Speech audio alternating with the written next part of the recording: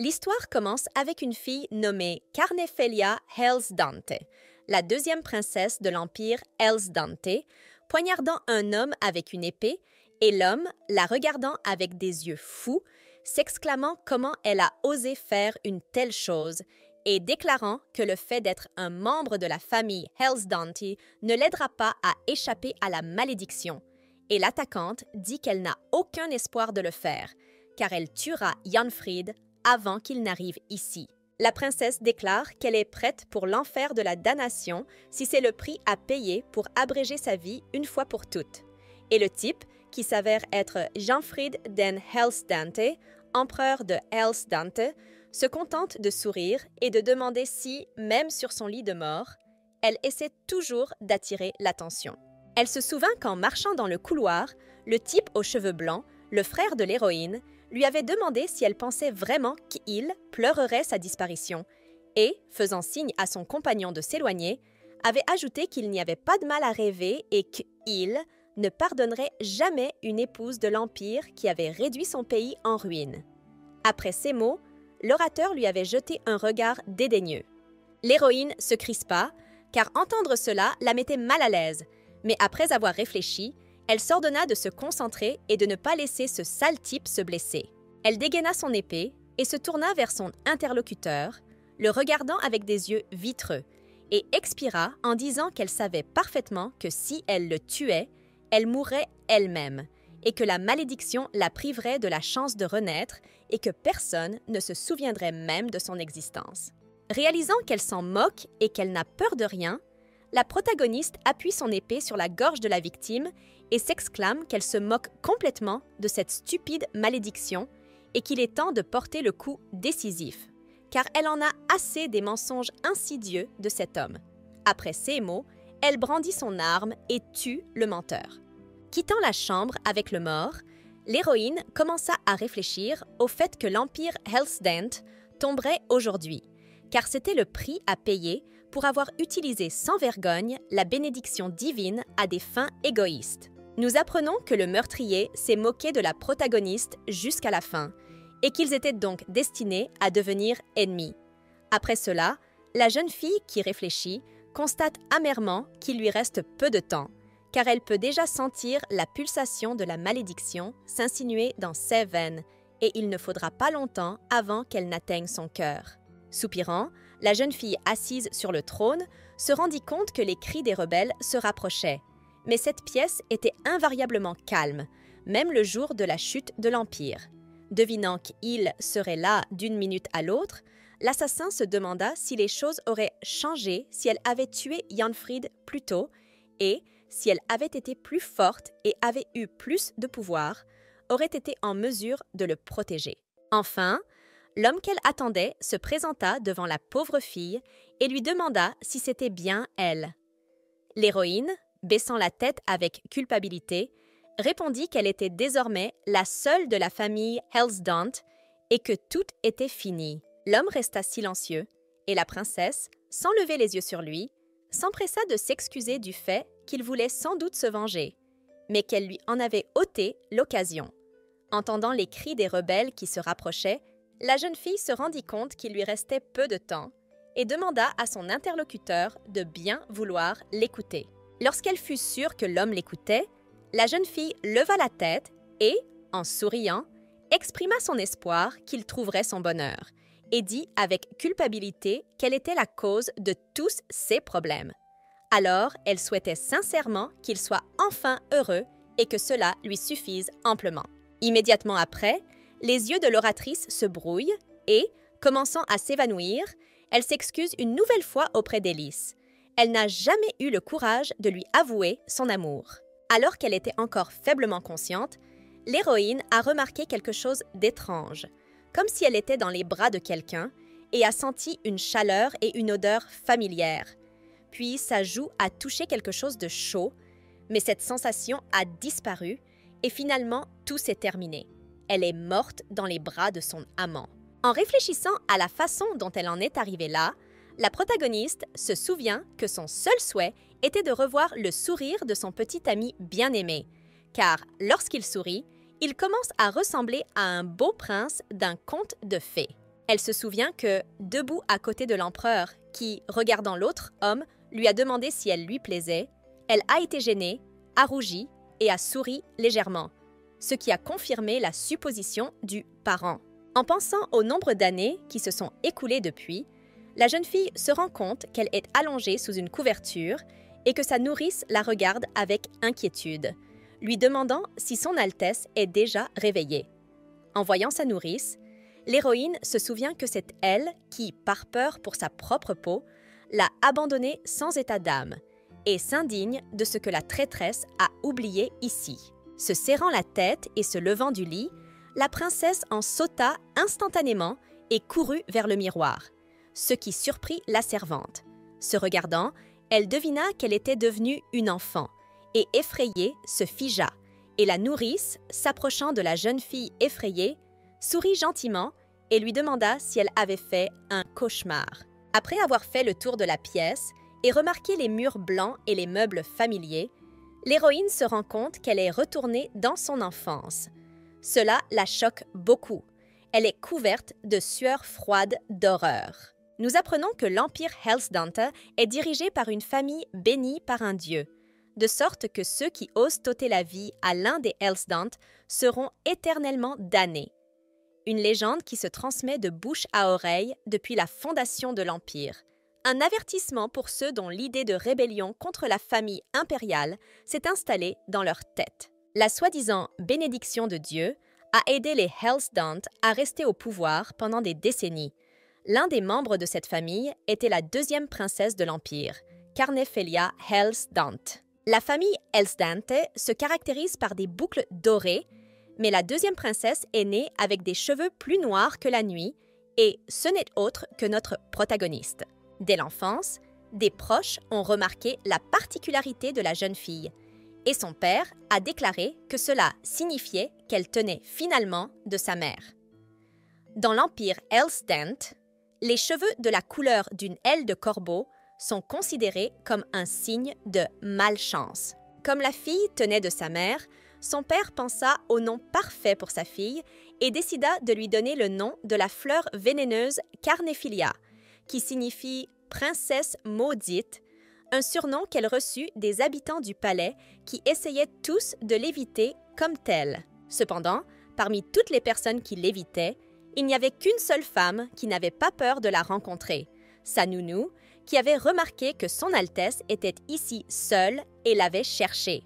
L'héroïne, choquée par le reflet qu'elle voit dans le miroir, se tourne craintivement vers la nounou, et celle-ci, lui prenant la main et pleurant de bonheur, se réjouit que son Altesse la reconnaisse enfin.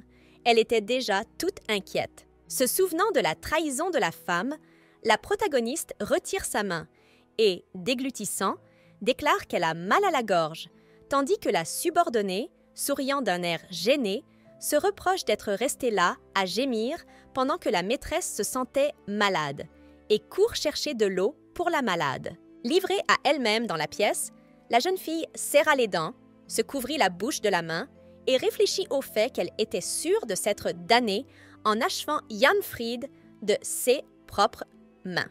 En soulevant sa robe, l'héroïne remarque ses jambes osseuses et, en se regardant à nouveau dans le miroir, elle voit son corps petit et terriblement faible. Détachant son regard de son propre reflet, l'héroïne décida de réfléchir. Elle ressentait la douleur, ce qui signifiait que tout ce qui se passait n'était pas un rêve. Devinant éventuellement comment la malédiction fonctionnait, elle réalisa que c'était pire que ce qu'elle pensait, mais décida que si c'était la malédiction d'Hellsdante, elle serait heureuse d'endurer l'épreuve. Soudain, la nourrice qui était revenue dans la chambre interpella la princesse et lui demanda si elle était sûre de ne pas vouloir s'allonger, ajoutant que les médicaments avaient probablement déjà commencé à faire effet et qu'elle n'avait aucune idée du nombre de personnes qui lui avaient remis diverses potions dans l'espoir de la voir se rétablir rapidement. En souriant, la fillette n'a d'abord pas cru aux paroles de l'infirmière, mais celle-ci a regardé l'enfant avec admiration, a tendu à la malade un verre d'eau glacée et a admis que le sourire de celle-ci était vraiment magique, car il lui a immédiatement redonné des forces. Prenant un verre d'eau et interrompant les flatteries de l'infirmière, L'héroïne lui demande quel jour on est, et la servante, comprenant immédiatement, devine que la dame est au lit depuis plus d'une semaine et qu'elle a donc perdu la notion du temps, et, souriant d'un air bon enfant, dit que l'enfant n'a pas dormi pendant son anniversaire et qu'elle devrait se rétablir rapidement pour ne pas manquer la fête en son honneur. Figée dans ses pensées, la protagoniste essaya de se souvenir de la façon dont elle avait répondu à cette femme dans sa vie antérieure et, finissant par le deviner, elle sourit naïvement, faisant semblant de croire que cette femme s'intéressait sincèrement à elle.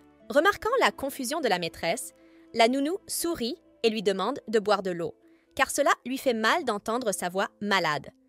L'héroïne est dégoûtée lorsqu'elle entend cette demande et devine immédiatement que la méchante a dû y mettre du poison et qu'elle pensait ne jamais s'en rendre compte. Ayant deviné que la femme avait délibérément affaibli son corps et son esprit, puis tiré ses ficelles comme une marionnette, la protagoniste a décidé de ne pas se laisser berner plus longtemps et a dit à la nounou qu'il lui semblait que si elle le buvait, elle aurait encore plus mal à la gorge, ce qui a désagréablement surpris son interlocutrice. Elle proposa avec enthousiasme à son assistante de boire elle-même le contenu du verre et le lui tendit.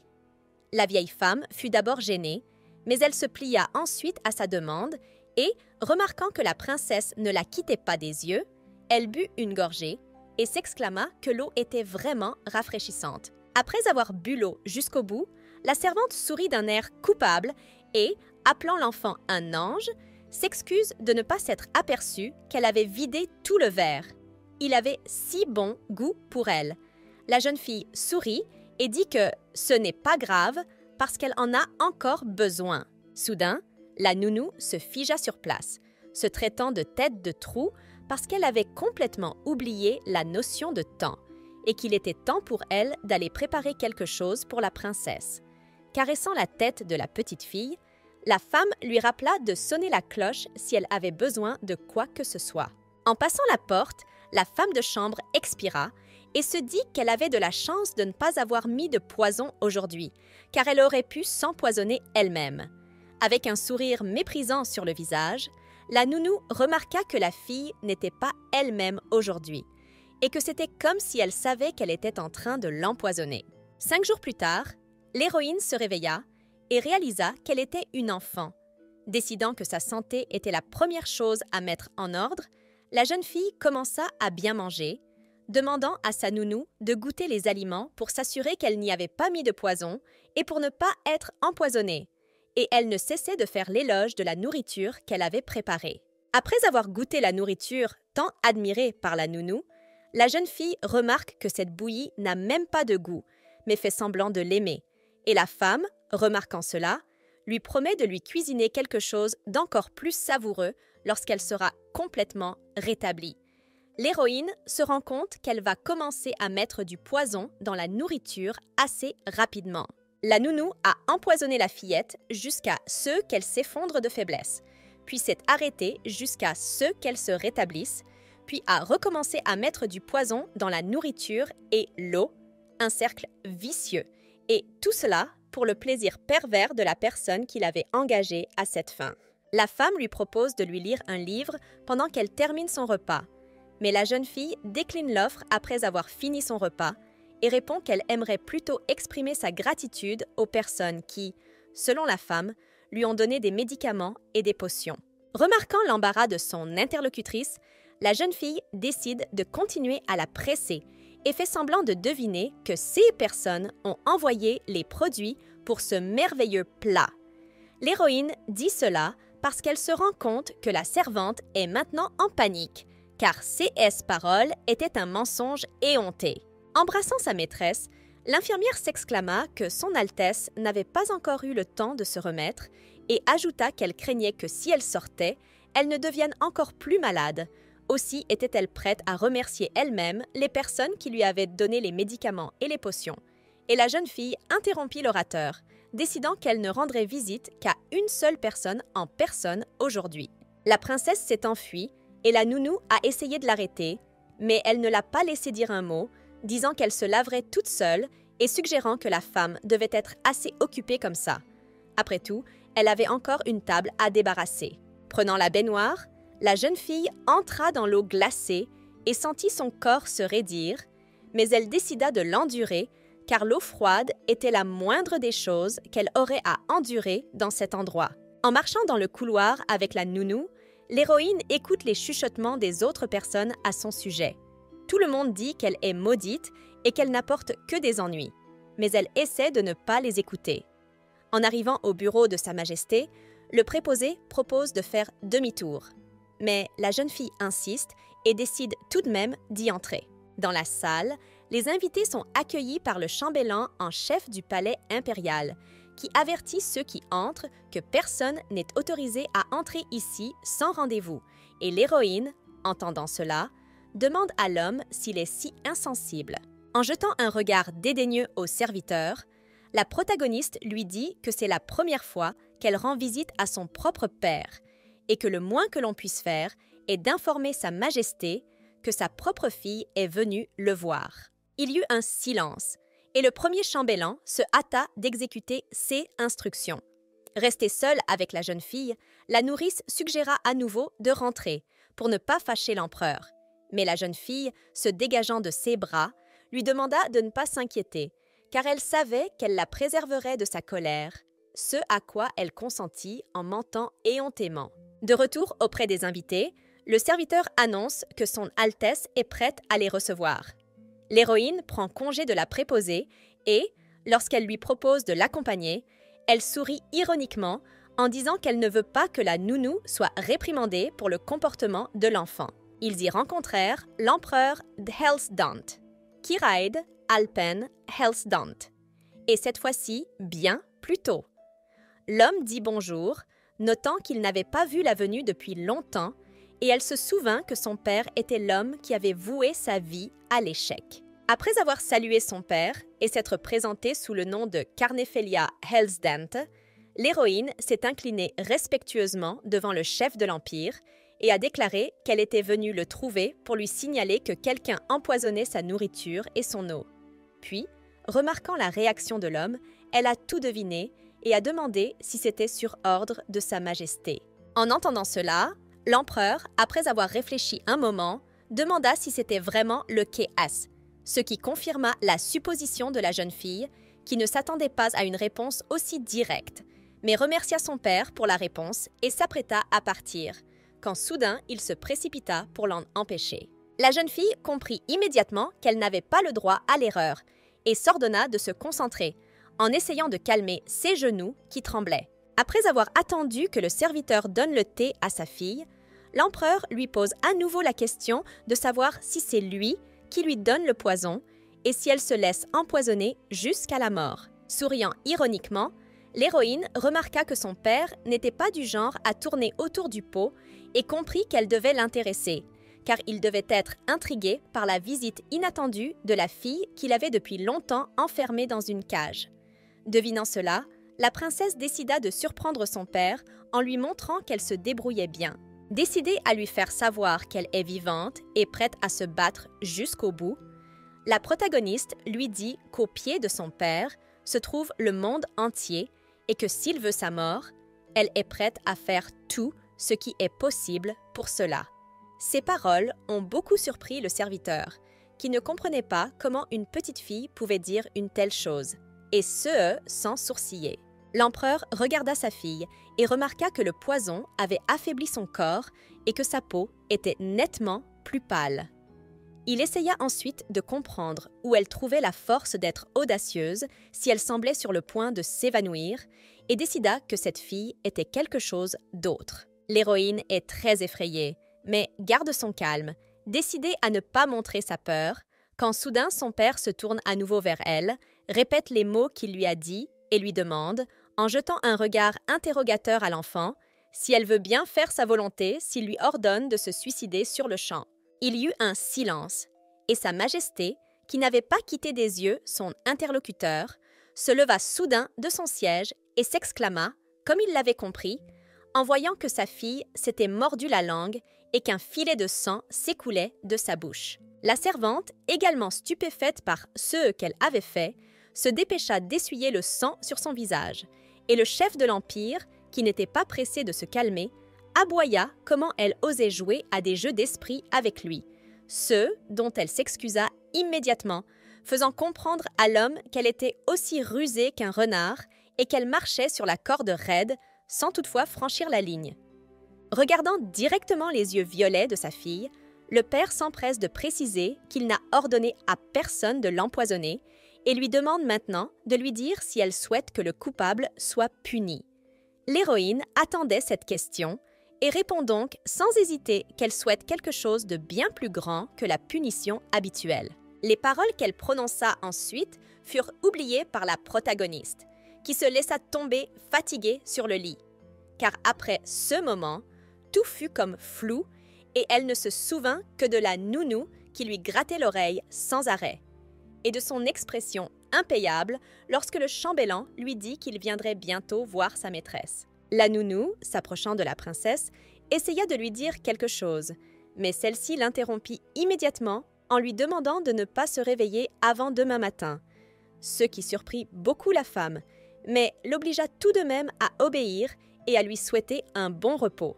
En fait, dès qu'elle s'est adressée à l'empereur, elle a souhaité que son père lui donne une chance au lieu de punir le coupable. En signant un document, Sa Majesté a remarqué que la fille était à la hauteur de son nom, Carnephelia. Fermant les yeux, le chef de l'Empire demanda au serviteur s'il était sûr que la jeune fille n'avait pas d'autre serviteur que cette nounou, ce que le serviteur confirma. Mais l'orateur s'empressa de l'interrompre, décidant que même si elle avait été empoisonnée, sa vie n'était pas menacée. De plus, il était évident pour lui qui avait donné l'ordre. Il n'y avait donc pas lieu d'enquêter. Le serviteur décida de ne pas discuter et l'homme, réfléchissant à nouveau, avoua qu'il avait pensé que la jeune fille demanderait à être sauvée plutôt que d'avoir une chance d'entrer dans la lutte pour le trône. Réfléchissant au comportement de sa fille, le père pensa qu'il lui semblait que la naissance de Carnephelia était la seule chose décente que la jeune fille avait faite. La protagoniste se réveille brusquement au milieu de la nuit après un cauchemar dans lequel elle a essayé de fuir son père, mais où il l'a quand même retrouvée. S'essuyant le front avec sa main, elle se rend compte qu'elle s'est réveillée avec des sueurs froides et serre sa main en un point agressif, devinant que son corps est maintenant trop une mauviette. Après avoir rendu visite à l'empereur, la nounou a cherché à connaître les détails de la rencontre pendant une semaine, car elle craignait d'être punie pour avoir vendu la mèche. Mais la fille de l'empereur était trop fatiguée pour lui répondre. En sortant du lit, la princesse remarqua qu'elle se sentait beaucoup mieux grâce à son sommeil et à sa nourriture normaux et qu'elle commençait lentement à s'habituer à son nouveau corps. En sortant sur le balcon, qui n'était pas facile à ouvrir pour la jeune fille malade, la protagoniste sentit qu'elle avait froid, mais décida une fois de plus de résumer la journée d'aujourd'hui. Elle remontait le temps avec des souvenirs du futur, mais le fait qu'elle se sentait seule restait inchangé, du moins pour le moment. Maintenant, l'héroïne doit trouver ceux qui lui seront vraiment fidèles. Serrant sa main contre sa poitrine, la jeune fille réfléchit et décide que cette fois-ci, elle fera tout pour que sa malédiction ne nuise en rien à son amant.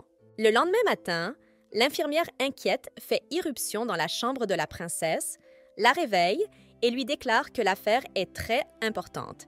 À peine a-t-elle levé les yeux et se tourne-t-elle vers l'orateur que la jeune fille aperçoit le chambellan en chef qui la salue. Souriant gentiment et permettant à l'invité d'entrer, la princesse demanda ce qui l'amenait à elle, et l'un des serviteurs accompagnant l'homme pensa qu'il avait été dit que la princesse elle-même voulait rencontrer l'empereur, ce qui signifiait qu'elle n'était pas aussi simple qu'elle en avait l'air.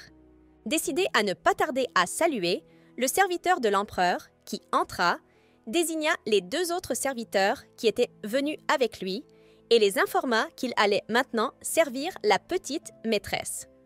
En entendant cela, la nourrice s'exclama avec indignation et le protagoniste dit que sa servante actuelle s'occupait déjà bien d'elle. Souriant largement et regardant la femme, la princesse demanda s'il était vrai que son assistante ne la quitterait jamais et, attendant une réponse positive, bien qu'incertaine, dit qu'elle ne pourrait pas se passer d'elle, parce qu'elle décide toujours tout pour elle. Déterminée à se venger de la nounou qui l'empoisonnait constamment, La jeune fille n'était pas pressée de s'attarder sur les louanges de la femme et ajouta que les décisions concernant les personnes à soutenir et celles à renvoyer étaient toujours laissées à sa fidèle assistante.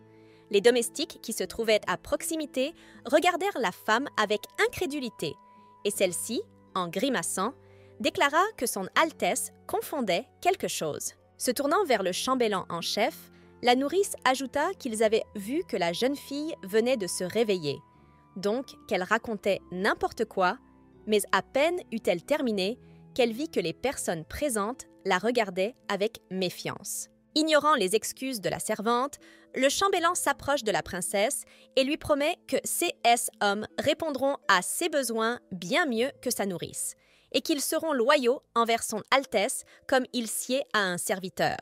En lui jetant un regard de pitié, il ajoute qu'ils lui rendront la santé qu'ils ont failli lui voler. Après avoir examiné la deuxième princesse, le serviteur l'informa que Sa Majesté lui avait demandé de lui donner quelque chose, puis il jeta les autres hors de la pièce, car il valait la peine de discuter de telles choses en privé. La nounou était très impatiente d'entendre le contenu de la conversation, aussi se figea-t-elle comme une pierre d'achoppement. Mais elle partit tout de même un peu plus tard. En s'asseyant, l'héroïne supposa que son père avait envoyé une réponse à sa demande, et le chambellan, la confirmant, lui tendit un paquet. En lisant le contenu, la jeune fille ferma les yeux béatement et sourit. Son père lui avait donné une chance, comme elle l'avait demandé, mais il fallait la mériter, et elle devrait sans doute travailler dur pour obtenir la reconnaissance de l'empereur. Se tournant soudain vers la protagoniste, le serviteur, décidant d'exprimer son point de vue sur la situation, lui conseille de faire profil bas, car l'histoire du poison est un jeu d'enfant et, à partir de maintenant, tout le monde au palais va commencer à surveiller ses moindres faits et gestes. Terminant en disant qu'il ne serait pas du tout surpris qu'on tente de l'assassiner bientôt, l'homme étudia la jeune fille en attendant sa réponse, puis la mit en garde contre le second prince. Il conseilla à nouveau à l'enfant de faire profil bas et d'attendre le bon moment. Remarquant la confusion de son compagnon, le serviteur s'est arrêté de parler et s'est excusé. Elle a ri gentiment, disant qu'elle comprenait qu'il s'inquiétait pour elle, et même qu'il serait plus sûr de faire profil bas, mais elle lui a assuré que ce n'était pas une option pour elle. Surpris par ceux qui l'entendaient, le chef Hofmeister reposa la question, et la jeune fille, remarquant sa perplexité, montra le contenu du parchemin dans lequel l'empereur écrivait que Carnefelia Helsdante, la seconde princesse de Helsdante, faisait désormais partie des prétendants au trône. Le serviteur ne comprenant toujours pas le sens de ces paroles, la princesse expliqua qu'il semblait que son père, l'empereur Helsdante, voulait qu'elle gagne sa place au soleil en combattant ceux qui tentaient de la lui prendre, non pas à la mort, mais à la vie. Nous apprenons que le chef des chambellans a servi l'empereur pendant des années, au cours desquelles il a vu de ses propres yeux les atrocités commises par Sa Majesté. C'est pourquoi l'homme est sûr que ses conseils aideront la seconde princesse à rester en vie. Mais la jeune fille, qui n'a que 8 ans, ne fait que sourire à ces paroles. La jeune fille sourit comme si son propre avenir était apparu depuis longtemps devant ses yeux, ce qui étonna beaucoup le chambellan, mais la petite fille s'empressa d'expliquer qu'on ne sait jamais ce que le destin nous réserve et qu'il faut donc faire tout son possible avant que la mort ne frappe à la porte. Il soupira tristement et réfléchit un instant. Il était sûr que l'option de faire profil bas garderait la princesse dans les bonnes grâces de Janfrid pendant un certain temps, et il ne pouvait pas croire qu'elle renoncerait à un moyen sûr de survivre. Sans se départir du sourire de l'adorable enfant, l'héroïne répéta que, malheureusement, elle n'allait pas faire profil bas, et quand elle entendit le chambellan en chef dire qu'elle devrait alors en assumer les conséquences, elle ajouta qu'il était impossible de faire encore plus profil bas qu'elle ne l'était à présent. Saisissant la table et jetant un regard rapide à l'homme, l'héroïne déclara que, pour couronner le tout, elle avait déjà jeté le gant du duel à son père, exprimant son désir de monter sur le trône. En entendant cela, il se figea, remarquant qu'elle avait dit littéralement la même chose que Sa Majesté avait dite un jour. Le chef Hofmeister est au service de l'empereur Kiraid depuis des années. C'est pourquoi il n'oubliera jamais le moment où il s'est rendu compte que la princesse et son père étaient deux personnes identiques, car elle est peut-être métisse, mais elle a du sang impérial dans les veines. N'attendant pas la réponse de son interlocuteur et décidant de changer de sujet, la protagoniste lui a rappelé que son anniversaire arrivait bientôt et, après avoir reçu la question attendue sur la manière dont elle souhaitait passer la fête, elle a répondu qu'elle voulait organiser une grande cérémonie, car cette année, elle avait quelque chose à fêter. Ayant deviné qu'il s'agissait pour l'interlocuteur de devenir un membre officiel de la famille impériale, le chambellan promit de transmettre sa requête à Sa Majesté, après quoi il fut libéré. Après avoir attendu la fin de la conversation, la nounou effrayée fit irruption dans la chambre de la jeune fille et demanda anxieusement de quoi on parlait avec le chambellan en chef.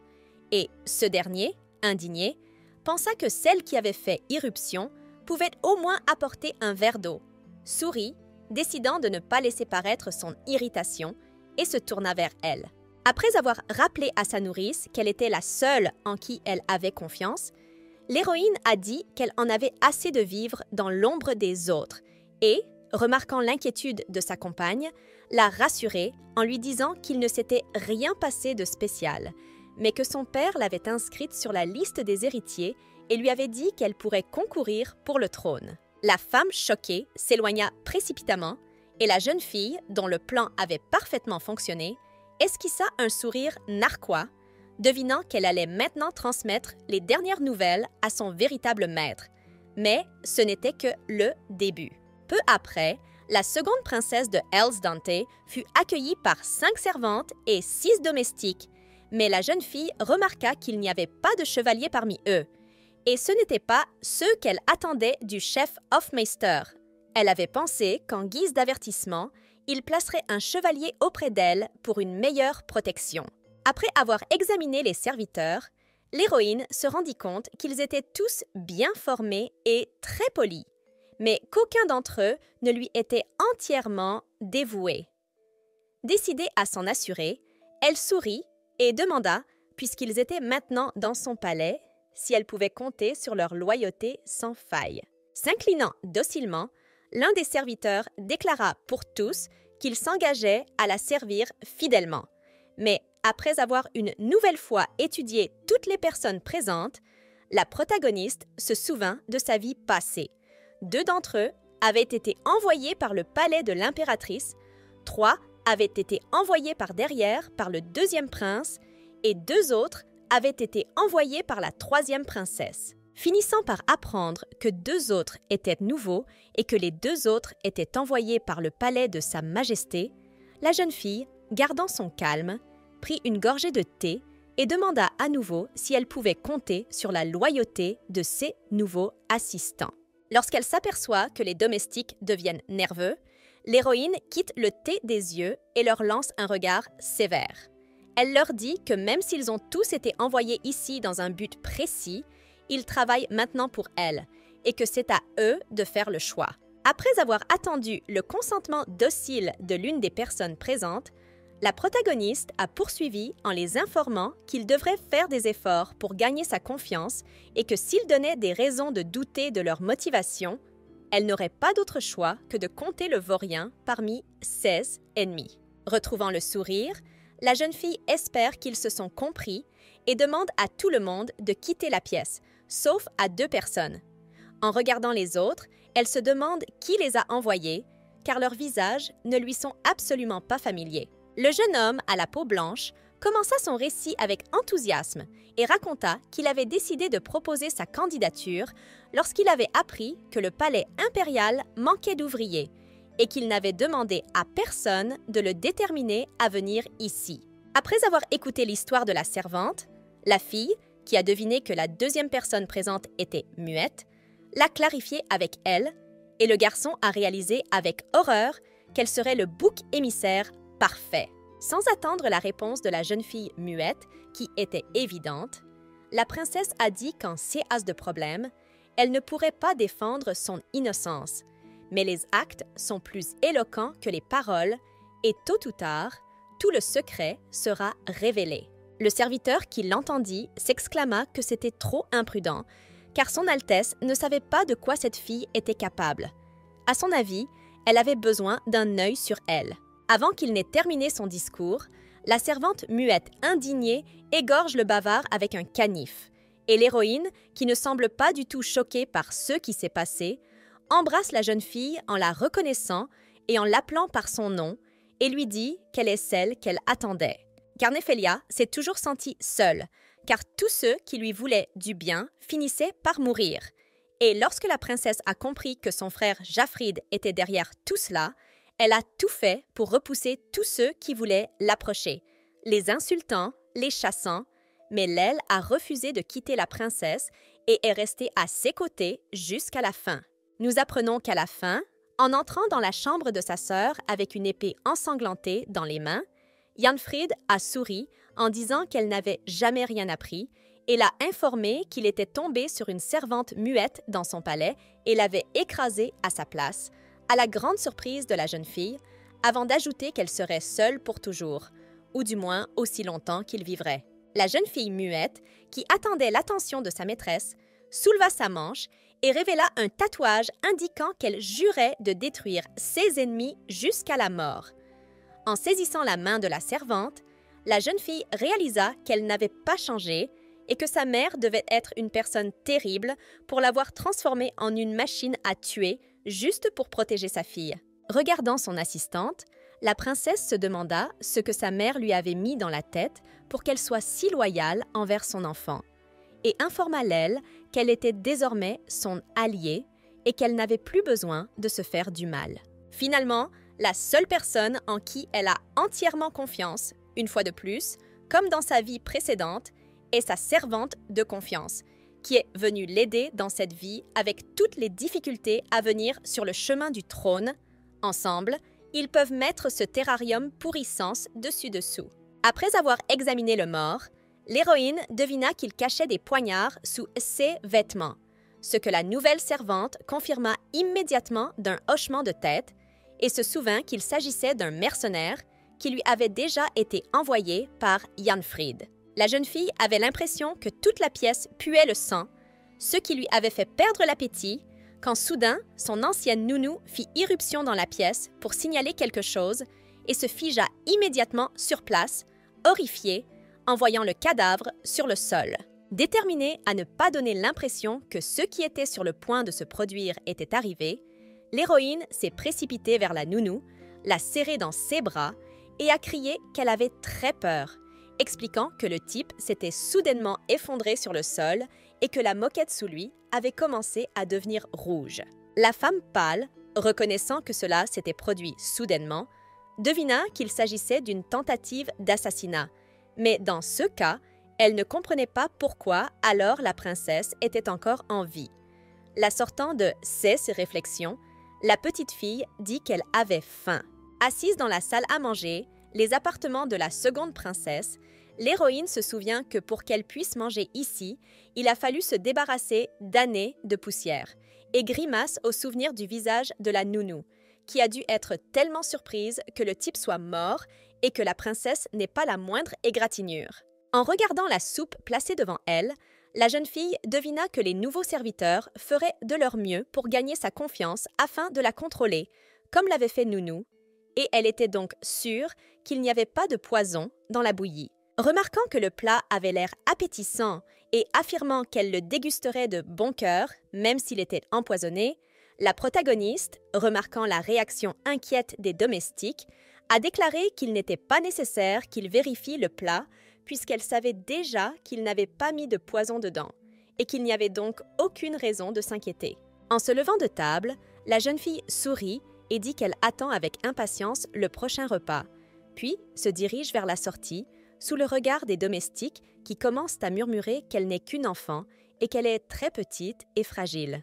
L'une des servantes murmura que la princesse avait à peine touché à sa nourriture et qu'elle était horrifiée à l'idée qu'elle avait vraiment été empoisonnée, tandis que l'autre répondit qu'un homme venait de mourir devant leur maîtresse, ce qui expliquait qu'elle ait perdu l'appétit.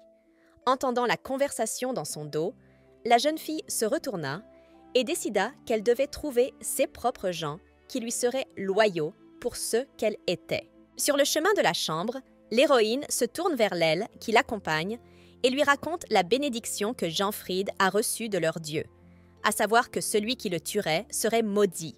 Remarquant la perplexité de son compagnon, la jeune fille lui explique qu'à cause de cette malédiction, elle est retournée dans le passé et qu'elle vit désormais sa seconde vie.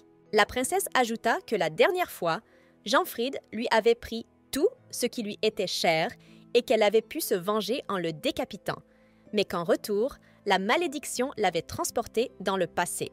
Remarquant l'expression du visage de sa compagne, abasourdie par ce qu'elle entendait, la protagoniste appuya sa main contre sa poitrine en signe de vérité et dit qu'elle comprenait qu'une telle chose n'était pas facile à accepter, mais que dans sa vie passée, c'était elle, l'aile, qui avait tout fait pour la protéger. Expliquant qu'elle avait été faible et impuissante à l'époque, la jeune fille prit la main de son assistante avec culpabilité et lui avoua qu'elle n'avait pas pu la sauver de la destruction à l'époque, mais que cette fois-ci, elle ne laisserait pas cela se produire et qu'elle devait donc devenir impératrice pour transformer Hellsdant en ruine et protéger tous ceux qu'elle aimait. Caressant l'épaule de la servante tombée à genoux devant elle, la dame lui souhaita bonne chance, car il ne serait pas facile de servir la princesse maudite, et cette dernière, levant la tête vers son interlocutrice, sourit légèrement et dit silencieusement que le souhait de la jeune fille serait une loi pour elle. Nous apprenons que la nourrice, Evelyn Vett, n'a jamais été loyale envers Carnephelia et que le véritable maître lui a promis une généreuse récompense pour les services qu'elle a rendus à la princesse. La servante a 3 tâches au total. Surveiller la princesse, s'assurer qu'elle est toujours malade et faire un rapport régulier sur son état. Evelyn croit qu'un jour, le deuxième prince montera sur le trône. Sa récompense est donc déjà dans sa poche. Heureusement, la princesse n'était qu'une enfant qui ne valait pas les efforts de son Altesse, et Evelyn s'en amusait de la manière la plus perverse qui soit. Même si la seconde princesse n'était qu'une demi-sang, la nounou pouvait toujours dire qu'elle tenait un membre de la famille impériale sous sa coupe, ce qui lui procurait un plaisir incroyable. Mais un jour, elle remarqua que la seconde princesse commençait à s'intéresser à d'autres serviteurs et même à rendre visite à l'empereur, ce qui la mit dans une colère noire. Evelyn se rendit compte que Carnephelia se comportait différemment et supposa qu'elle se rebellait comme une adolescente. Quoi qu'il en soit, elle devait reprendre le contrôle de l'enfant. Alors, un jour, elle l'attrapa et lui demanda de lui raconter ce qui lui était arrivé hier. La nounou justifia son intérêt sincère en disant qu'elle avait entendu dire qu'elle avait demandé à tous les domestiques, sauf 2, de partir, mais qu'elle ne l'avait pas appelé, alors qu'elle aurait pu perdre la vie à cause des nouveaux arrivants. En entendant cela, la jeune fille grimaça, trouvant le comportement de la femme dégoûtant, car elle avait fait des pieds et des mains pour connaître les détails. Se rendant compte qu'il était trop tôt pour enlever le masque, l'héroïne se souvint que la femme était très attentionnée et qu'elle avait donc laissé la petite fille seule dans la salle à manger pour recueillir des informations sur le serviteur décédé. En entendant une telle version, l'interlocuteur interloqué ne savait plus où donner de la tête, car ce n'était pas vrai. Remarquant la confusion de la nounou, le protagoniste continue d'insister et commence à suggérer qui a envoyé ce serviteur au palais. Mais la servante, entendant la maîtresse mentionner tous les membres de la famille impériale, pâlit d'horreur et, l'attrapant par les épaules, lui demande de faire attention à ce qu'elle dit. Après avoir attendu la réaction qu'elle souhaitait, la deuxième princesse a demandé à la femme si elle voulait savoir ce que le serviteur avait fait dans sa chambre. Mais sans attendre de réponse, elle lui a dit qu'il s'était suicidé, la maudite, et lui a dit de ne plus oser sortir de son palais, appelant cela un avertissement, puis lui a tranché la gorge. La baby-sitter, qui se tordait d'horreur, se figea sur place, pâlissant, tandis que la jeune fille poursuivait en expliquant qu'elle devait découvrir qui l'avait envoyée pour se protéger d'un danger. En disant cela, elle devinait que son interlocuteur penserait probablement que l'avertissement avait été envoyé par son maître et qu'il lui était destiné. Enfin, Après avoir demandé à la femme si elle savait qui avait envoyé le garçon qui s'était suicidé, elle reçut la réponse très sèche qu'elle n'en savait rien et que c'était en quelque sorte la raison pour laquelle la nounou avait essayé de la dissuader de rendre visite à Sa Majesté. La nounou, effrayée, demande alors à la jeune fille de rester dans son bureau, promettant qu'elle fera tout ce qui est en son pouvoir pour protéger son enfant, mais celle-ci sourit et s'y oppose, disant que son père a déjà promis d'organiser une grande fête d'anniversaire pour elle, à la grande surprise de la servante gelée. Se tournant vers la sortie, la protagoniste rapporte que Sa Majesté souhaite la présenter à la lumière et qu'elle irait à l'encontre de la volonté de l'empereur si elle restait dans sa chambre, comme le lui conseille son assistant. Jetant un nouveau coup d'œil à la femme, la petite fille dit qu'elle aime décider par elle-même et que même si l'avertissement l'effraie, ce n'est pas grave, car la femme elle-même lui a toujours dit qu'elle la protégerait à tout prix et elle la croit. Assise dans la salle de bain pendant un moment, la jeune fille demanda à Lel, qui se trouvait avec elle dans la pièce, de garder un œil sur elle et d'obtenir ce qu'elle lui demandait si possible. Après avoir attendu un hochement de tête de la servante, elle se détendit et rit une fois de plus du fait que sa nounou venait de s'enfuir, puis décida qu'il n'était vraiment pas temps de montrer son vrai visage pour l'instant. L'histoire montre clairement qu'après la mort du premier prince, personne n'osait croiser le chemin du second prince, et ce, jusqu'à ce que Carnephélia reçoive le droit de succession, car l'apparition de la seconde princesse excitait la noblesse et certains commençaient à douter de l'issue apparemment évidente. Or, le nom de Carnephélia revenait souvent dans les conversations des aristocrates, qui estimaient qu'une métisse faite de la mauvaise pâte ne pouvait prétendre au trône, puisqu'ils ne l'avaient même jamais vue. Au cours de l'une de ces conversations, un jeune homme sourit négligemment et demanda pourquoi les autres ne parlaient que de celui qui s'assiérait sur le trône, et un autre homme, l'entendant, pâlit et demanda à l'orateur de faire attention à ses paroles, car il risquait d'être entendu. Mettant les mains derrière la tête, l'homme, qui ne craignait pas du tout d'être entendu, déclara qu'il n'y avait rien à en tirer pour lui, car il n'avait aucune envie de se gratter la langue pour des ragots stupides. Essayant de suivre le bavard, son compagnon lui cria que son père lui avait dit d'être courtois avec les représentants de la haute société, et ce dernier, soupirant de fatigue, lui demanda ce que son père leur trouvait, ce à quoi la connaissance répondit que le père du compagnon avait un véritable don pour reconnaître les personnes influentes. Avec un sourire narquois, le type s'est tourné vers son interlocuteur et lui a demandé s'il soutenait lui aussi le deuxième prince, qui, selon lui, était une copie de son père, ajoutant que les partisans du deuxième prince étaient justement rassemblés dans cette pièce. Ces mots ont à nouveau surpris le deuxième type, qui craignait que quelqu'un ne les entende. Lorsqu'il en a eu assez de courir après son interlocuteur, celui-ci lui a demandé où il allait et lui a rappelé qu'il devait se présenter au deuxième prince aujourd'hui. En se retournant, le jeune homme a affiché un sourire radieux et a commencé à escalader la balustrade, ignorant les questions du préposé. Une fois dehors, le garçon, dont le visage était toujours souriant, reprit la parole et dit cette fois qu'il irait voir le duc Svenbach. Après avoir ainsi fait ses adieux à sa connaissance, il lui demanda de trouver une excuse pour son père, et, sautant à terre, il s'en alla.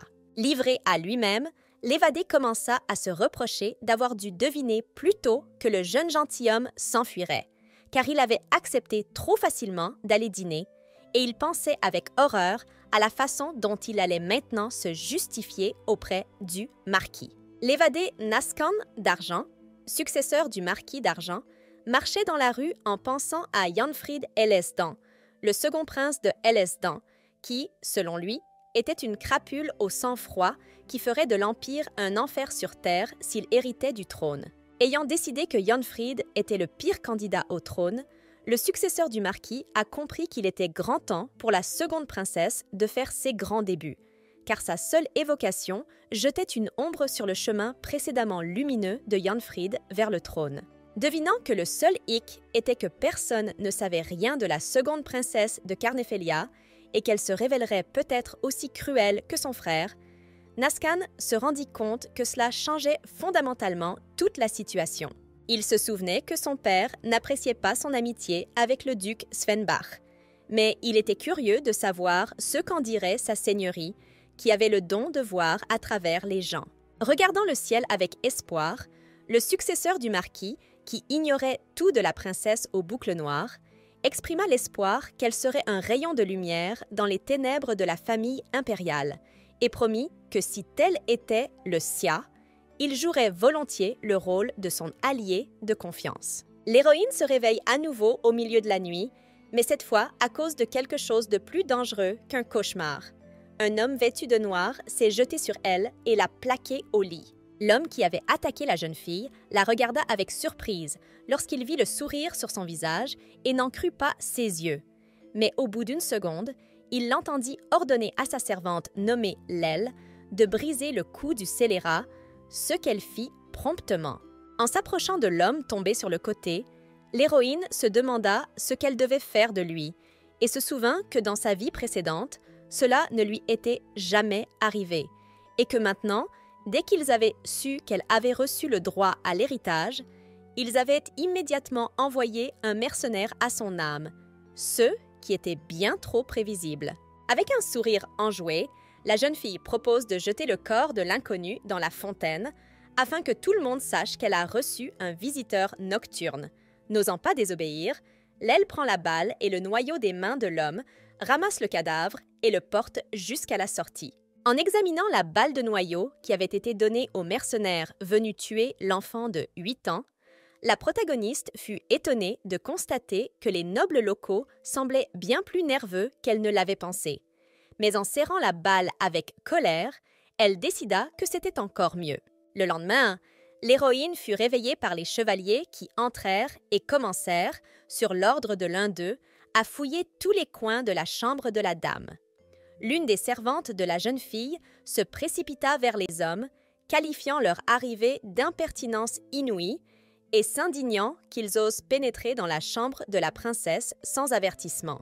Jetant un regard froid à la servante inquiète, le chevalier répondit brièvement qu'il ne faisait que suivre les ordres venus d'en haut et que toute tentative d'obstruction serait considérée comme un acte de défi.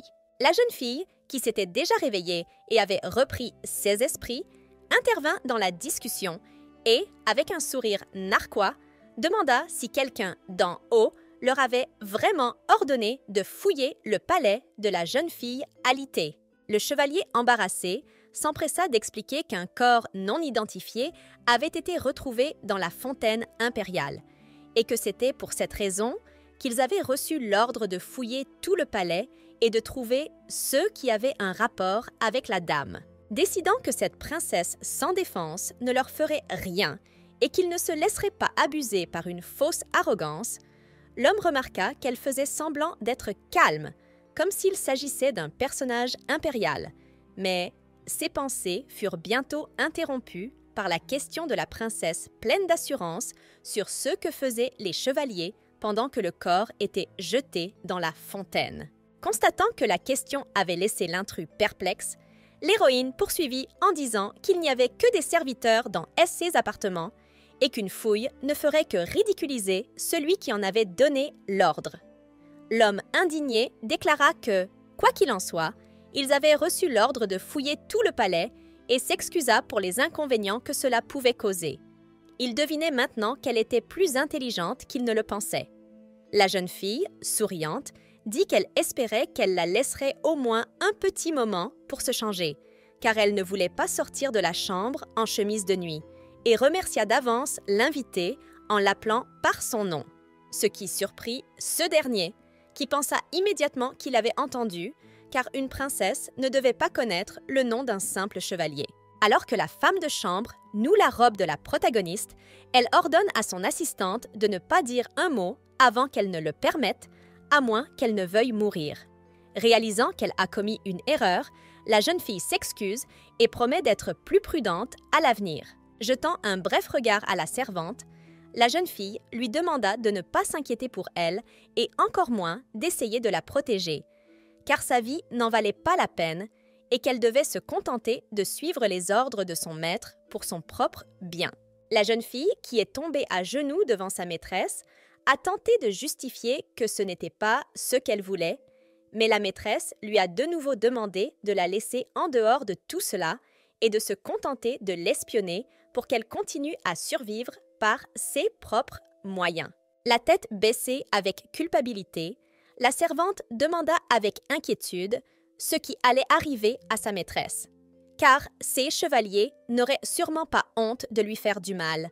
Mais la jeune fille, le regard perdu dans le lointain, répondit que son interlocutrice ne devait pas s'inquiéter, car il ne lui arriverait rien à elle, la princesse, parce qu'elle était une personne impériale, comme le véritable maître de la servante. Laissant la jeune fille assise dans la pièce, l'héroïne se précipite dehors, où elle peut enfin respirer à plein poumon.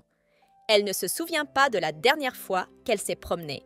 Devinant que les domestiques étaient probablement occupés à mettre la table dans le jardin et que la nounou la cherchait sans doute déjà, la jeune fille réalisa seulement maintenant que c'était une bonne chose d'avoir été transportée en enfance, car une enfant de cette taille n'était pas facile à repérer et, mieux encore, elle n'était pas prise au sérieux, étant considérée comme trop jeune. Se tournant vers l'aile, qui s'inquiétait de la sécurité de Carnephélia, elle annonça joyeusement qu'elles étaient sorties pour une raison bien précise.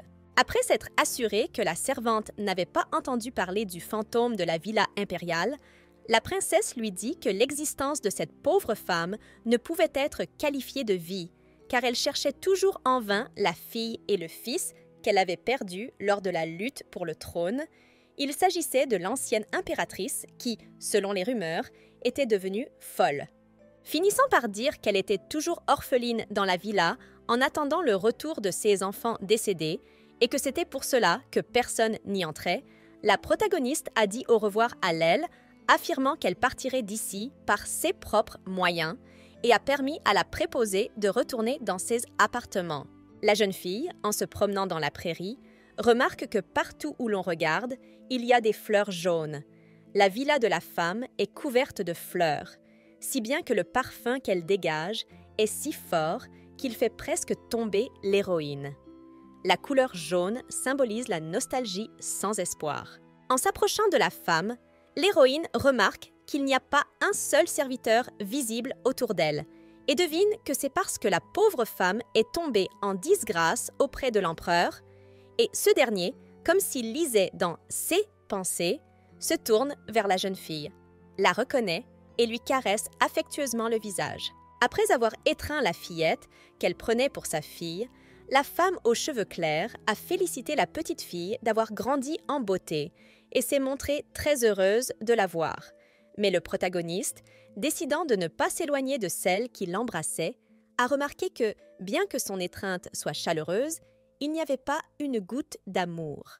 Enfin, se tournant vers la femme, la jeune fille lui coupa brusquement la parole, lui dit qu'elle n'avait pas le temps pour cela et déclara sévèrement que si elle se souciait vraiment du véritable processus de Marie, elle se serait ressaisie depuis longtemps. Regardant à nouveau la princesse dans les yeux, la femme se dégagea et demanda avec surprise qui était la personne qui était venue. S'inclinant devant une vieille connaissance, l'héroïne se présente comme Carnephélia Hellsdaunt et cette dernière devine immédiatement qu'elle est visitée par la seconde princesse, mais ne comprend pas le but de sa visite. Soudain, des pas se rapprochent et la protagoniste, se retournant, pâlit et s'effraie, car elle craint d'être vue par l'ancienne impératrice et qu'il n'en résulte rien de bon. Remarquant la confusion de la princesse, la femme lui conseille de se cacher derrière les buissons qu'elle lui indique. Dès que la jeune fille a eu le temps de se cacher derrière les buissons, l'ancienne impératrice est abordée par les chevaliers qui lui demandent si elle a vu quelqu'un ici. Ils pensent qu'elle parle à quelqu'un, alors l'un d'entre eux, ayant entendu un bruit étrange dans les buissons, décide d'aller voir. La femme, réalisant qu'elle n'avait pas le temps de réfléchir et qu'il était sur le point d'inspecter les buissons où était assise la seconde princesse, se précipita vers l'homme et s'exclama qu'elle le reconnaissait comme son propre fils, l'attrapa et se mit à crier qu'elle l'attendait depuis longtemps, puis lui fit honte de ne pas avoir rendu visite à sa mère pendant une semaine. L'homme tomba dans la stupeur et son compagnon, également troublé par la situation, expliqua au premier que l'ancienne impératrice l'avait pris pour le défunt prince, et son interlocuteur ricana quand il dit qu'elle se parlait à elle-même ici. Ils décidèrent que la malheureuse était devenue folle, puisque le premier prince était déjà mort il y a 5 ans, et lui conseillèrent de bien se reposer. L'héroïne, qui avait écouté leur conversation pendant tout ce temps, trouvait impertinent de traiter cette femme, même si elle était devenue folle, car elle avait été elle-même l'impératrice de Hellsdant. Et maintenant, elle supportait en silence les insultes comme si elle n'avait pas d'autre choix, et tout cela parce qu'on la considérait comme faible. Laissée seule avec l'invité qui sortait des buissons, la femme proposa d'entrer, où elle fit asseoir l'enfant et s'assit elle-même, commença à boire du thé et demanda ce qui l'avait amenée là. En fermant les yeux et en baissant la tête, la protagoniste a dit qu'elle avait beaucoup réfléchi et qu'elle s'était rendue compte que son ennemi devait avoir un autre méchant. Puis, elle s'est demandé qui pouvait être la personne qui souhaite une mort douloureuse à l'impératrice actuelle, au second prince et à leurs partisans, qui dort et qui les voit perdre leur pouvoir. Enfin, levant la tête vers son interlocutrice, la jeune fille résuma que la réponse à une question aussi difficile l'avait amenée jusqu'à elle, et l'informa qu'elle voulait s'assurer le soutien de l'ancienne impératrice pour sa propre sécurité. Après l'avoir examinée, la femme se rend compte que, bien qu'elle ne soit qu'une enfant, elle a une volonté de faire et un désir de vengeance effréné. Sans attendre la réponse de son compagnon pensif, l'héroïne lui expliqua qu'elle était restée tranquillement sur la touche, laissant les membres de la famille impériale lui prendre tout ce qui lui était cher, mais que bientôt leur prospérité prendrait fin, car elle voulait prendre l'empire Hellsdant à ses gens. Après avoir écouté son histoire, l'ancienne impératrice lui demanda si elle était vraiment prête à s'opposer aux membres de la famille impériale au risque de perdre tout ce qui lui était cher. Et elle sourit légèrement et répondit qu'elle n'avait rien à perdre, car il ne lui restait que son cœur et son âme. Une telle réponse fit penser à la femme que la petite fille était étrange. Entendant que tout le reste avait été enlevé à la petite fille par l'Empire et qu'elle ferait tout pour le voir s'effondrer, l'ancienne impératrice la regarda droit dans les yeux et se rendit compte que le regard de la princesse brûlait toujours d'une sincérité authentique, à tel point qu'elle avait envie de le croire. Après avoir pesé le pour et le contre, la femme a accepté de soutenir la seconde princesse, mais a demandé à ce qu'on lui explique à nouveau le plan. Et cette dernière, souriante, a répondu qu'elle serait heureuse de lui expliquer tout cela. Après avoir étudié la jeune fille, l'ancienne impératrice a complimenté ses yeux, les qualifiant de magiques et expliquant que si elle les regardait, ses peurs disparaîtraient immédiatement, ce qui a remonté le moral de la petite fille embarrassée. Portant une main à sa poitrine, la femme avoua amèrement qu'il ne lui restait plus que son corps, mais qu'elle voulait aider la princesse et protéger ceux qui lui revenaient de droit, à une condition. Elle voulait que l'alliée décapite elle-même Dizella Fachel. La seconde princesse tomba dans la stupeur en entendant la condition posée, mais promit tout de même de faire de son mieux pour réaliser le souhait de son assistante et tuer Dizella Fachel, la mère du second prince et actuelle impératrice de Hellsdant. Après avoir remercié l'héroïne, elle lui demanda ce qu'elle attendait d'elle lorsqu'elle connaîtrait tous les détails de son plan. Ce à quoi elle reçut la réponse que Sa Majesté impériale lui rendrait bientôt visite et qu'elle devrait se comporter avec lui comme elle l'avait fait lorsqu'elle était l'actuelle impératrice de Hellsdant. L'allié sourit et demanda si l'invité voulait qu'elle soit l'Areletina d'autrefois. Et après avoir entendu la confirmation, elle dit qu'elle jouerait le jeu, mais la jeune fille lui demanda si elle était sûre d'être à la hauteur, ce à quoi elle répondit que la princesse lui avait donné une seconde raison de vivre et qu'elle attendait donc patiemment la rencontre. Se souvenant d'autre chose, l'ancienne impératrice battit des mains avec enthousiasme et rayonna de bonheur, puis tendit à la jeune fille une boîte contenant une charmante robe qu'elle avait elle-même confectionnée pour que la princesse Miranabel puisse l'exhiber devant les invités lors de son 6e anniversaire, mais qu'elle n'avait jamais pu lui offrir. Se souvenant de son désir d'offrir un vêtement à sa fille, La femme, qui avait d'abord reconnu Carnephelia comme son enfant, déclara qu'il était temps que la robe trouve une nouvelle maîtresse, ce dont elle fut sincèrement remerciée par la nouvelle propriétaire de l'objet. Quelque temps plus tard, l'une des servantes apporta une fillette inconsciente qu'elle trouva étendue près du palais et une autre, également terriblement effrayée, reconnut dans l'enfant la seconde princesse dont la robe était couverte de boue comme si elle était tombée quelque part.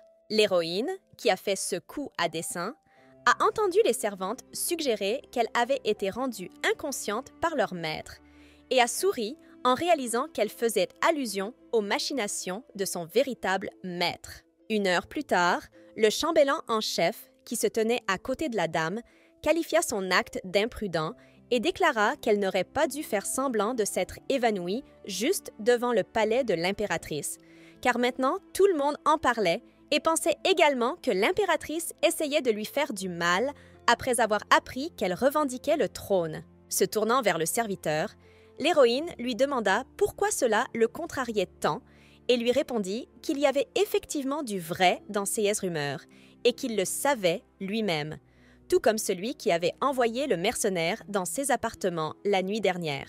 Remarquant la confusion de l'homme, le protagoniste se rendit compte qu'il avait quelque chose à dire, mais suggéra de laisser le passé dans le passé, car maintenant, il ne devait pas se soucier d'elle, mais de la fleur, qui, oubliée par la cour impériale, est sur le point de refleurir ses pétales, ce qui signifie qu'elle perdra sa simplicité d'origine et s'épanouira encore plus brillamment qu'auparavant. L'homme, devinant que la jeune fille voulait qu'il transmette cet avertissement à Sa Majesté impériale, le chef Hofmeister, réalisant tout, accepta et demanda à cette dernière de se reposer convenablement. Lorsqu'elle remarqua la jeune fille dans l'embrasure de la porte, l'héroïne lui adressa un sourire accueillant et lui demanda ce que sa servante Lel avait trouvé. Elle fouilla dans sa poche et en sortit une fiole de liquide noir, ce qui lui valut les félicitations de sa maîtresse.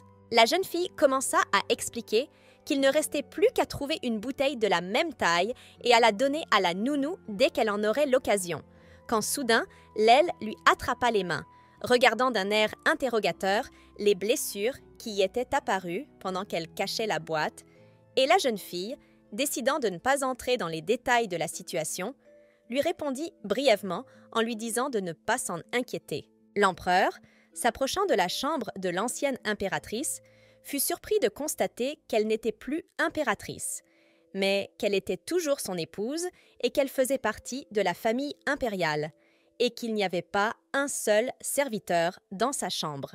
Après avoir rapidement étudié la femme, l'empereur constate qu'elle n'est pas surprise de son arrivée et qu'elle est même habillée et soignée, mais il décide de ne pas y prêter attention. Il s'approche d'elle, la prend par le visage et lui demande si elle est toujours offensée par lui. Serrant les poings de colère, mais se souvenant immédiatement de l'accord passé avec la jeune fille, l'ancienne impératrice sourit affectueusement, pressant sa main sur sa joue, et lui rappela qu'il avait promis de faire d'elle la femme la plus honorable de l'Empire. Puis, en pleurant, lui demanda si c'était bien ce que « honorable » signifiait pour lui. Se jetant sur son mari, la femme s'exclama « Voulait-il vraiment qu'elle attende toute sa vie son apparition ?» Et l'empereur, surpris par la réaction si vive de sa femme, remarqua que la solitude lui profitait manifestement, car maintenant, malgré les rumeurs selon lesquelles elle était devenue insouciante, elle était encore meilleure qu'avant. La femme s'agrippe hystériquement à l'invité, dit qu'il est tout ce qui lui reste, et commence à le supplier de ne pas disparaître, car elle veut qu'il soit près d'elle, puis ajoute, en le regardant, qu'elle n'a qu'un souhait, c'est qu'il lui rende visite de temps en temps, comme il l'a fait aujourd'hui. Jetant un regard coupable sur la pauvre femme, l'empereur rit gentiment et dit qu'elle était maintenant comme l'Arellettina qu'il connaissait et aimait. Embrassant passionnément sa femme, il la jeta sur le lit, l'appelant une belle fleur, dont le but était de s'exhiber dans un vase de cristal pour être apprécié de lui seul. Quelque temps plus tard, le chef des chambellans demande à Sa Majesté de pardonner sa lenteur, et celle-ci, en ajustant ses gants, dit à son assistant de ne pas s'excuser, car il est arrivé en retard à dessein pour pouvoir se reposer convenablement. Sans se retourner pour regarder le serviteur, l'homme lui demanda de décapiter le garde local et d'envoyer sa tête au château de l'impératrice, ainsi que d'ordonner que davantage de demoiselles d'honneur soient affectées à Areletina. Une demande aussi inhabituelle choqua l'homme.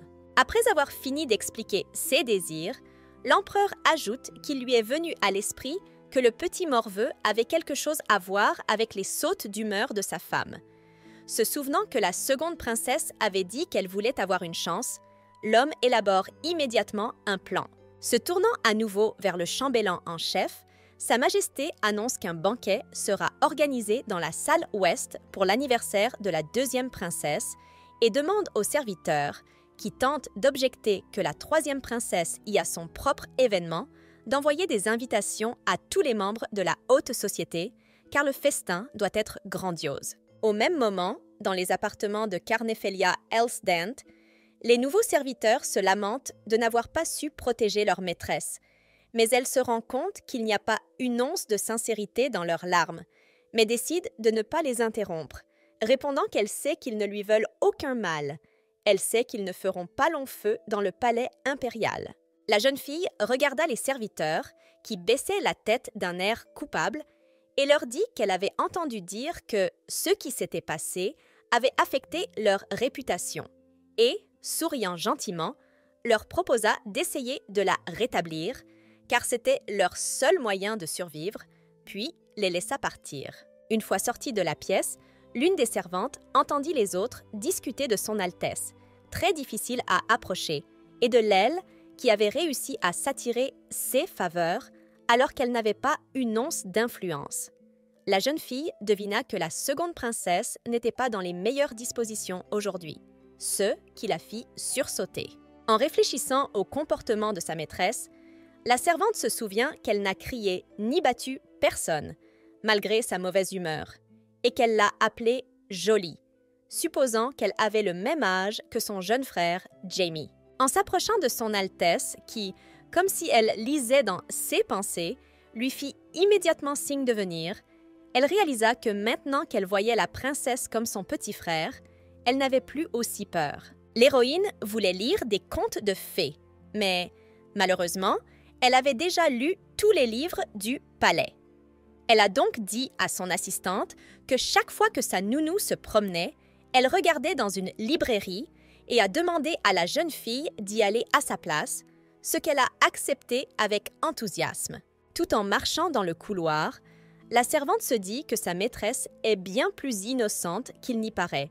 Elle n'aurait jamais pensé qu'un jour, la princesse lui demanderait de lui acheter un recueil de contes de fées, quand soudain, elle tombe sur la nounou, très pressée de voir son Altesse. Faisant irruption dans la chambre du personnage principal, la nounou s'exclame qu'elle lui a dit que cette pièce était l'endroit le plus sûr et lui demande de ne pas en sortir, car la petite fille ne peut même pas imaginer ce qui pourrait lui arriver. Saisissant l'enfant par les épaules, la femme a hurlé que l'enfant s'était fait avoir en sortant et s'était fait mal, et que maintenant, c'était elle, la nounou, qui était à blâmer pour ne pas avoir surveillé la malheureuse. Pas pressée de se calmer, la servante en colère hurla combien de fois encore il fallait lui répéter que le monde était un endroit dangereux où la princesse était détestée par tout le monde et n'attendait que cela pour lui faire du mal. Regardant la maîtresse avec une pointe de suffisance, la nounou déclare qu'elle est la seule à qui la petite fille peut faire confiance, car personne au palais ne s'occupe d'elle comme elle le fait. Et en plus, l'enfant lui désobéit et s'enrhume. L'héroïne, qui en avait assez d'entendre des reproches, demanda si la femme cesserait de l'empoisonner si elle obéissait. Cette question fit immédiatement tomber l'orgueil de l'oratrice. Et la jeune fille continua, s'excusant et disant qu'à partir de maintenant, elle suivrait chaque mot de la principale. Elle ne quitterait plus jamais les chambres, ne se plaindrait plus jamais de la faim et ne demanderait plus un nouveau serviteur. Après s'être inclinée devant la nounou et avoir béatement joint les mains, la protagoniste a promis de ne plus jamais la croiser. Elle lui a donc demandé d'arrêter de mettre du poison dans sa nourriture et dans son eau, car à chaque nouvelle portion de poison, Son corps lui fait de plus en plus mal et elle crache du sang. Déterminée à apitoyer la femme et à la rendre folle, la princesse dit que le poison l'a endormie, mais qu'elle a peur de ne plus jamais ouvrir les yeux et qu'elle souffre beaucoup. Réalisant que quelqu'un pourrait les entendre et ne souhaitant pas écouter d'autres accusations, l'infirmière crie à l'orateur de s'arrêter. La servante qui était allée chercher le livre s'était en fait tenue à l'extérieur de la porte pendant tout ce temps et se couvrait maintenant la bouche avec sa main pour ne pas crier accidentellement d'horreur. Tant elle était choquée d'apprendre que la nounou avait empoisonné la seconde princesse pendant toutes ces années, même si elle prétendait s'occuper sincèrement d'elle. Déterminée à ne pas admettre sa culpabilité, la nounou s'en prend à l'enfant et lui aboie dessus pour avoir osé mentir aussi effrontément, tandis que la fillette, gardant son sang-froid, sourit légèrement et demande qui d'autre aurait pu l'empoisonner si elle était la seule à s'occuper d'elle depuis tout ce temps. La femme, qui était déjà furieuse de ce qui se passait, a dit que dès que la nouvelle servante était apparue au palais, la deuxième princesse était immédiatement devenue différente d'elle-même et qu'il fallait maintenant la ramener à la raison si l'on ne voulait pas qu'elle dise des bêtises devant Sa Majesté. En entendant que la nounou avait promis de faire tout son possible pour que la jeune fille cesse de mentir, car elle devait surveiller ses protégés, la servante, qui continuait d'écouter leur dispute, tremblait d'horreur et ne comprenait pas d'où cette femme tirait tant de cruauté. La jeune fille se figea de peur et décida d'appeler quelqu'un à l'aide. Mais elle ne savait pas qui exactement. Elle ne pouvait pas appeler les gardes, car à en juger par leur comportement à ce moment-là, ils n'interviendraient pas. Et la nounou ne semblait pas être la première à battre la princesse, mais les gardes s'en moquaient. En se souvenant de son Altesse, la princesse Renibella, la servante réalisa que sa véritable maîtresse et la nounou de la seconde princesse se ressemblaient. Et à ce moment précis, elle put se contrôler et feindre l'indifférence face à tout ce qui se passait, réalisant qu'une simple servante comme elle ne l'aiderait en rien, et qu'elle devait donc fermer les yeux sur tout cela.